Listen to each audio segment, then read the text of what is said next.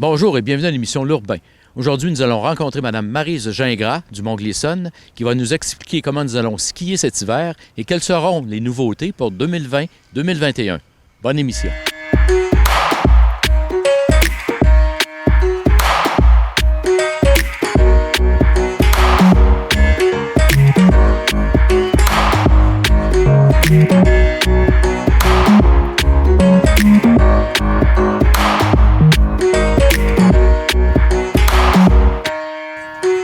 Bonjour Maryse, comment ça va? Ça va bien, toi? Ça va très bien. Alors, on est au Mont-Glisson. Maryse Gingras, responsable des communications par intérim. Oui. Alors, cette année, l'année 2020-2021, c'est assez spécial, bien sûr, mais le Glisson s'adapte très bien.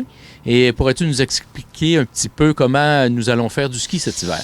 Bien, écoute, déjà, la semaine passée, on a appris que oui, il y aurait du ski cette saison. Donc, on était super contents de cette nouvelle-là. Donc, les gens pourront skier sur le domaine skiable et tout ça sans problème. C'est sûr qu'en zone rouge, si on demeure, il y aura certaines restrictions. On a un plan d'opération qui est bien précis. En ce qui concerne les abonnés, ben ils pourront venir skier sans restriction. Donc, ça vaut vraiment la peine de s'abonner. En tout cas, cette saison, là, c'est très avantageux. Pour ce qui est des billets journaliers et des locations d'équipement, ben ça sera en ligne que ça sera obligatoirement. Et pour les billets journaliers, ben ça sera des quantités limitées. Donc, oui, c'est ça. Et bien sûr, on a réaménager tous nos bâtiments, si on veut, du chalet du sommet au chalet principal, whisky pub. Et, comme tu sais, on est en train de faire l'agrandissement du bâtiment des opérations et on va ajouter 118 places. Donc, ce qui fait au total qu'on ne perd pas vraiment de place assise avec maintenant la distanciation qu'il faut respecter dans nos bâtiments. Dis-moi, Maryse, donne-moi un exemple. J'arrive ici avec un de mes copains. Qu'est-ce qui se passe à partir du moment que j'arrive dans le stationnement? Donc, tu arrives dans le stationnement avec ton ami, vous donnez rendez-vous dans le stationnement, vous êtes prêt à skier, vous vous dirigez directement aux chaises. En zone rouge, ben, vous prenez chacun votre chaise et vous descendez ensemble, toujours en respectant le 2 mètres. Vous prenez une petite pause. Le chalet sera considéré comme un refuge en zone rouge. Un refuge, donc, on ne laisse aucun équipement, aucun sac, rien. Vous pourrez prendre votre petit café que vous aurez apporté dans un thermos, poursuivre votre journée de ski et, après votre dernière descente, vous dirigez directement à votre voiture pour rentrer à la maison. C'est sûr que en zone rouge, il y aura certains services qui seront hors fonction. Et on espère que ça tombe dans l'orange, le jaune, même le vert. Donc, on invite les gens à aller sur le montglisson.ca. On a un plan d'opération qui est vraiment bien expliqué. En ce qui concerne la remontée, bien, dans la file d'attente pour les 3 ans et plus, bien, on aura besoin d'un cache-colle ou encore d'un cache-cou, 2 épaisseurs de tissu. Et bien sûr, on privilégie les familles dans les mêmes chaises en zone rouge. Et pour les autres individus, bien, ça sera une chaise c'est-à-dire une chaise par personne. Mais dès qu'on tombe dans la zone orange, bien, ce sera comme à l'habitude, sauf bien sûr le respect des 2 mètres et le port de cache-visage. Vous avez quand même 3 remontées mécaniques ici qui sont en fonction. Oui. Donc, vous allez vous adapter au nombre de personnes, à la température. Oui. Mais comme je disais, on aura une quantité X de billets journaliers en vente, quantité limitée. Par jour. Donc, c'est sûr que des journées très ensoleillées, qu'on sait qu'il va faire très beau le lendemain, ben, on va donner moins de billets journaliers, on va ouvrir moins de billets journaliers pour offrir la possibilité aux abonnés de venir profiter de la montagne. Mais avec les 3 remontées, plus notre nouvelle remontée depuis l'année passée, ben vraiment, il n'y aura aucun problème de gestion de gens sur le site. Et on parle aussi qu'il y a des investissements quand même. Là. On s'adapte à la situation, mais vous avez investi, vous continuez à développer. Oui. Ben, en fait, Glisson, chaque année, investit pour pour que la montagne et ses infrastructures restent correctes. Et donc, cette année, c'est un investissement d'1,1 million. Donc, c'est bien, super. Donc, on aura, comme à chaque année, on investit sur l'enneigement. Donc, on aura... on a fait l'achat de, je pense, c'est 30 enneigeurs. Donc, et puis, on a évidemment l'agrandissement du bâtiment des opérations qui va permettre, comme je te disais tout à l'heure, l'ajout de place. Mais aussi pour l'année suivante, permettre à l'équipe d'opération d'avoir un environnement de travail intéressant, sain. Et Gleason privilégie beaucoup tout ce qui est équipe. On essaie en fait, la direction essaie de... l'organisation, je pourrais dire, plutôt, s'organise pour que l'équipe soit toujours bien dans son lieu de travail. Et les investissements proviennent de différents endroits, de compagnies, de campagnes de financement? On a eu un don majeur de M. Laurent Lemaire qui nous a permis de l'agrandissement du bâtiment. Qui prend à cœur aussi, M. Lemaire. Hein? Effectivement, c'est un grand ami de Gleason et c'est vraiment super. Et puis, c'est sûr que chaque année, il y a des sous là, qui vont dans l'investissement et le développement de Gleason. Lorsque vous parlez de saison garantie pour les abonnés, c'est quand même important. Donc, vous vous adaptez encore une fois de cette façon-là en disant que c'est garanti. Qu'est-ce que vous voulez dire par garantie? Bon, en fait, cette année, à cause de ce qu'on connaît, la pandémie, a fallu s'ajuster. Et là, on a créé des politiques de saison garantie, autant pour le ski, l'école de ski et le corporatif. Donc, ce qui veut dire, en gros, c'est par exemple que, aussi pour les abonnements, on a prolongé notre prévente jusqu'au 28 novembre. Et si quelqu'un, pour une raison ou une autre, décide de ne plus s'abonner, il peut faire une demande, soit de remboursement ou de crédit.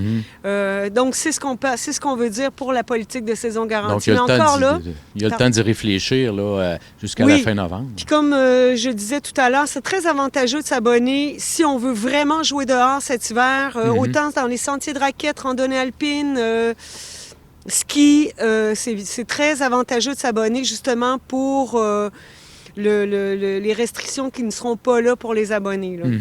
Et, bonne nouvelle, cette politique se termine le 28 novembre, le même jour qu'on prévoit l'ouverture de la station. En fait, on ouvre toujours à peu près dans ces dates-là, le 28 novembre.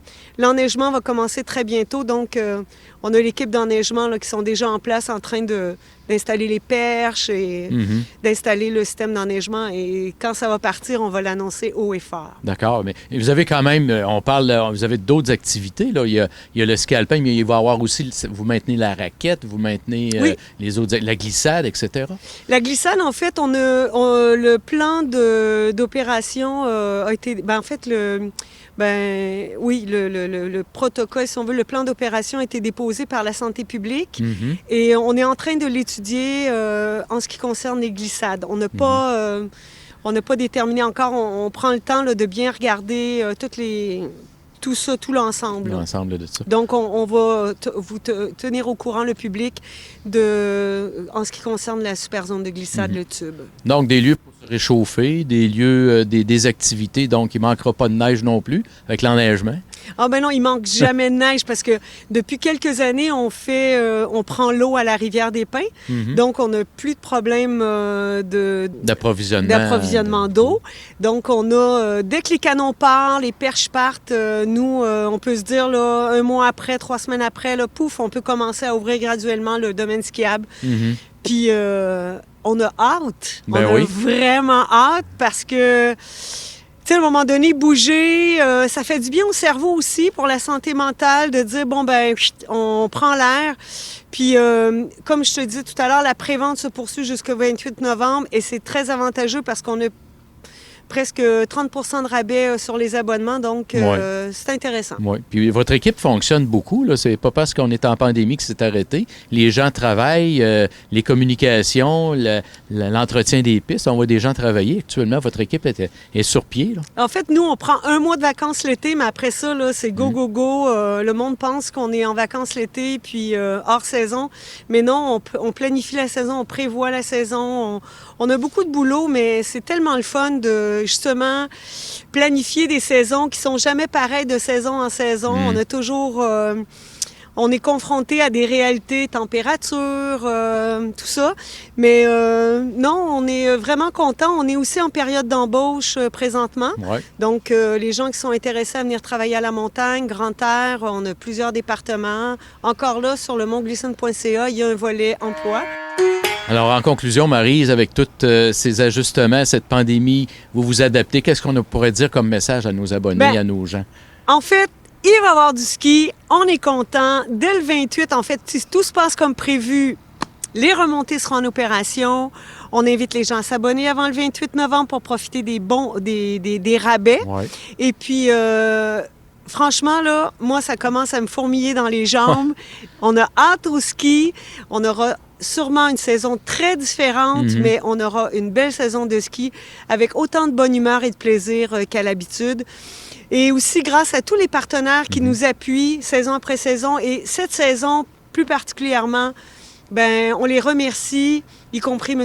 Laurent Lemaire. Donc, ben, on vous attend, tout le monde. C'est une invitation générale que je vous lance. Et puis, ben, si ce n'est pas encore fait, abonnez-vous. D'accord. Merci beaucoup, Maryse, et bonne saison. Merci. Au revoir. Bye.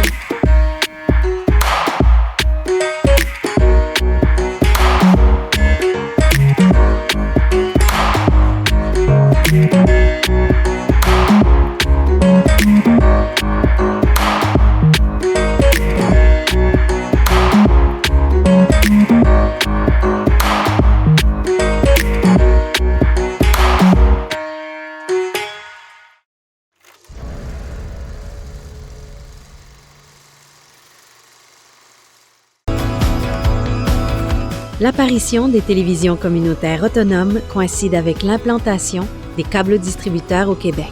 Le Conseil de la radiodiffusion et des télécommunications du Canada souhaitait à cette époque que les ondes soient partagées avec les citoyens. C'est donc par obligation et par la réglementation de cette instance qu'ont vu le jour les canaux communautaires. Elles ont su s'adapter à l'ère du temps pour proposer du contenu touchant à toutes les clientèles, et ce, depuis près de 40 ans. Ainsi, les citoyens ont désormais la chance d'accéder et de participer aux débats de société. Les TCA ont pour mission d'encourager la participation des différents milieux auprès des médias locaux et de représenter les membres qui composent sa communauté. L'accessibilité à un contenu télévisuel qui les concerne directement reste encore à ce jour l'élément le plus important pour les citoyens de la province. Nous pouvons dire sans hésitation que les canaux communautaires sont des médias de proximité.